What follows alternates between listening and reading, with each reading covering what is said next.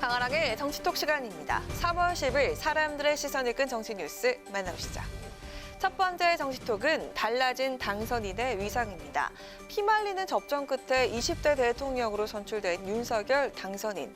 인수위 과정을 거쳐 오는 5월 10일에 대한민국의 새 대통령으로 취임하게 되는데요. 당선인의 신분이 되면서 위상과 대우는 곧바로 달라지게 됩니다. 오늘 오전 서초동 자택을 나와서 국립서울현충원으로 향하는 윤석열 당선인의 차량 모습을 보면요. 많은 경호 인력 배치와 함께 벌써부터 삼엄해진 분위기죠.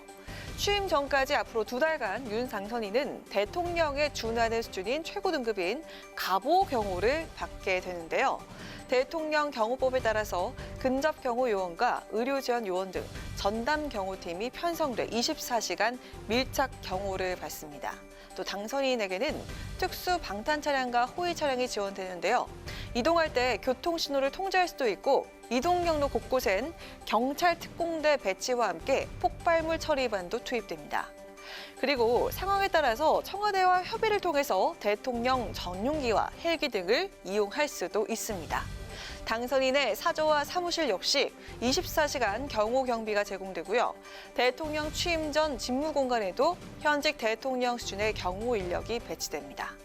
한편 인수위가 꾸려지면 국정엔 관여할 수 없지만 당선인이 정부 각 부처 장관들에게 업무 보고를 받고 국정 전반을 파악할 권한을 가집니다.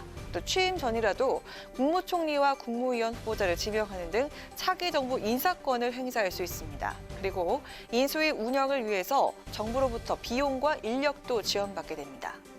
대통령 당선인은 공무원 신분이 아니기 때문에 취임 전까지 월급은 없지만 인수위 예산을 통해서 활동비 등을 지급받을 수 있다고 하죠. 윤 당선인은 오늘 당선 인사를 통해서 오직 국민만 믿고 국민의 뜻을 따르겠다고 밝혔습니다.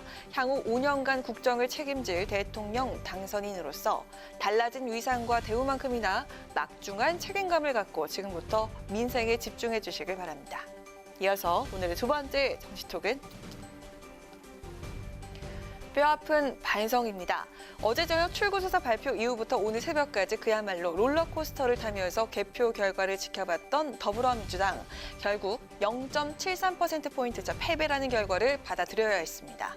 패배가 확실시되자 이재명 후보는 오늘 새벽 여의도 당사에서 기자회견을 열고 모든 것은 다 저의 부족함 때문이다. 모든 책임은 오롯이 저에게 있다면서 패배 승복 선언을 했습니다.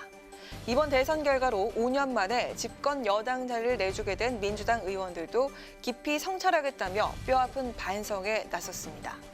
특히 여러 가지 패인이 거론이 됐지만 공통적으로 언급한 요인이 있었다고 합니다. 어떤 내용인지 직접 들어보시죠. 무엇보다는 이제 저희들이 부동산 민심을 결국 제대로 해결하지 못했다고 저는 보고요. 하나가 역대 최악의 네거티브 선거였습니다. 대장동 프레임은 더 씌워졌는데도 저희들이 거기에 대해 효과적으로 대응을 못했고요. 나름 노력을 했지만 정권 심판이라는 민주당 또는 문재인 정부에 대한 총체적인 그 커다란 장벽이 또 있었고요. 이재명 후보는 억울한 부분이겠지만 대장동 의혹 같은 부분을 국민적 의혹을 완전히 떨쳐내지 못해서 해명이 제대로 안 된 부분도 하나의 그 패인의 원인이라고 생각됩니다. 부동산 민심으로 인한 정권 심판론 그리고 대장동 의혹에 제대로 해명과 대응을 하지 못했다. 민주당 김영배 최고위원과 당 중진인 이상민 의원은 이렇게 두 가지 패인을 공통적으로 언급하면서 자성의 목소리를 냈습니다. 그러면서 대선 과정에서나 결과의 민심을 겸허하고 철저하게 새겨서 분골쇄신하겠다는 의지를 밝혔습니다. 한편 이재명 후보의 비서실장을 지낸 박홍근 의원은 오늘 SNS를 통해서 국민이 주신 회초리를 달게 받아서 제대로 혁신하겠다고 약속을 했고요. 선대위 대변인이었던 이소영 의원, 모든 것을 뒤돌아보는 계기로 삼겠다면서 저부터 완전히 새로운 모습으로 거듭날 수 있도록 노력하겠다고 각오를 다졌습니다. 선대위 회단식 이후 민주당 지도부는 선거 패배에 책임을 지고 총사퇴했습니다. 뼈아픈 반성이 당 쇄신과 새로운 개혁으로 이어질지 지켜봐야겠습니다. 지금까지 강아랑의 정치톡이었습니다.